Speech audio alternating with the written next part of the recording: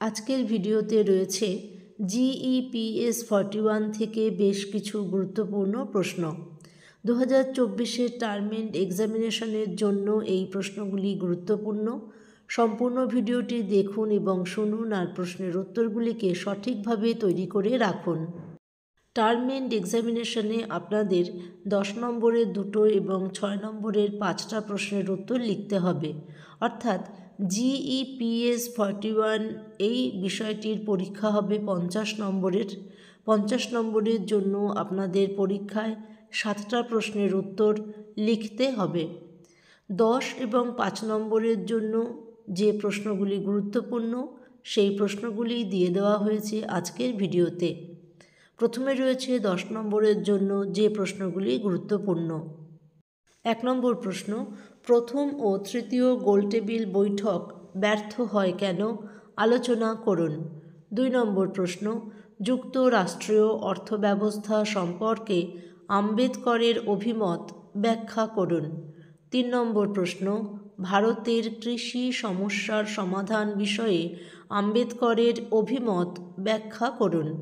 4 নম্বর প্রশ্ন, ঔপনিবেশিক যুগে আম্বেদকরের বিভিন্ন সংস্কারমূলক প্রচেষ্টার পরিচয় দিন। 5 নম্বর প্রশ্ন, লিঙ্গ ন্যায় বিচারের প্রতি ফুলের অবদান সম্পর্কে আলোচনা করুন।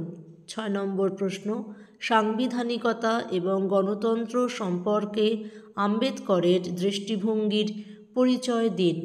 7 নম্বর প্রশ্ন, বর্ণ সম্পর্কিত মতামতের ভিত্তিতে লোহিয়া ও আম্বেদকরের মধ্যে সাদৃশ্যগুলি উল্লেখ করুন। 8 নম্বর প্রশ্ন, দলিত আন্দোলনে দলিত প্রবাসীরা কিভাবে অবদান রেখেছে? 9 নম্বর প্রশ্ন, ভারতের আদিবাসীদের ব্যাপারে আম্বেদকরের দৃষ্টিভঙ্গির পরিচয় দিন। 10 নম্বর প্রশ্ন, ভারতীয় সমাজে বর্ণজনিত স্তরবিন্যাসের বিরূপ প্রভাব সম্পর্কে আম্বেদকরের ধারণার পরিচয় দিন। যে 10টি প্রশ্ন আপনারা এতক্ষণ দেখলেন সেই 10টি প্রশ্ন কিন্তু 5 নম্বরের জন্যও আসতে পারে।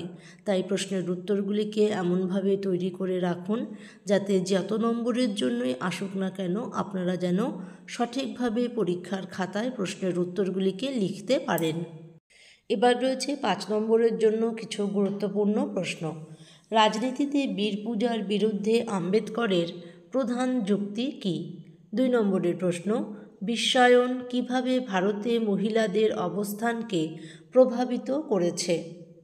3 নম্বরে রয়েছে টিকা, the problem of the rupee. 4 নম্বরের প্রশ্ন, বর্ণের নিয়ম কিভাবে প্রয়োগ করা হয়? 5 নম্বর প্রশ্ন, ফেডারেশন এর পরিবর্তে ইউনিয়ন অফ স্টেটস শব্দটি আম্বেদকর পছন্দ করেছিলেন কেন? 6 নম্বরের প্রশ্ন, আম্বেদকরের মতে কিভাবে ভারতের অর্থনৈতিক উন্নয়ন ত্বরান্বিত হতে পারে? 7 নম্বর প্রশ্ন, পুনা চুক্তির ওপর একটি সংক্ষিপ্ত টিকা লিখুন। 8 নম্বর প্রশ্ন, একটি সমতাবাদী সমাজ সম্পর্কে আম্বেদকরের দৃষ্টিভঙ্গির মূল দিকগুলি কী কী? 9 নম্বর প্রশ্ন, ক্ষতি ব্যবস্থা সম্পর্কে আলোকপাত করুন। 10 নম্বর প্রশ্ন, মাহার ওয়াতান সম্পর্কে আম্বেদকরের অবস্থান কী ছিল? আশা করি সম্পূর্ণ ভিডিওটি আপনি মন দিয়ে দেখেছেন এবং প্রশ্নগুলিকে জেনে নিয়েছেন। উত্তরগুলি তৈরি করে ফেলুন। টার্ম এন্ড এক্সামিনেশনের জন্য গুরুত্বপূর্ণ, তাই প্রশ্নের উত্তরগুলিকে যদি তৈরি করে রাখেন আপনার পরীক্ষা অবশ্যই ভালো হবে। সম্পূর্ণ ভিডিওটি দেখার জন্য আপনাকে অসংখ্য ধন্যবাদ।